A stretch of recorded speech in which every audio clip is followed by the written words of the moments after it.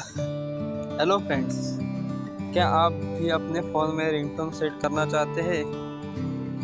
क्या आप जानना चाहते हैं कि फ़ोन में सॉन्ग कैसे सेट करें?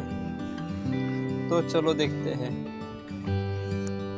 पहले आपको आपके फ़ोन की सेटिंग्स में आना है और सेटिंग्स में आने के बाद आपको साउंड एंड वाइब्रेशन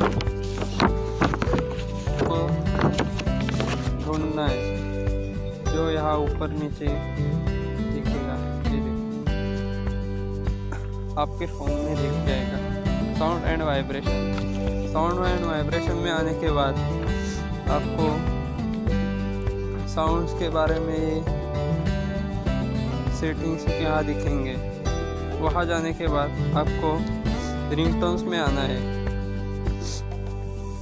रिंगटोन में आने के बाद यहाँ आपको नीचे दिखाई देंगे कि आपको फ़ोन की तरफ से कुछ रिंगटोन्स यहाँ नीचे, और ऊपर आपको आपका पसंदीदा गाना जो आपने डाउनलोड किया होगा उसको सेट करने के लिए यहाँ कस्टम रिंगटोन्स में आना पड़े।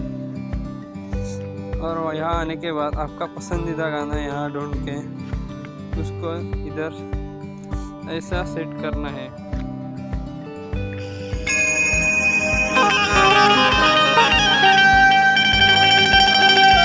फिर से बैक आना है और फिर आपको दिखाई देगा आपका गाना यहाँ सेट हो गया है।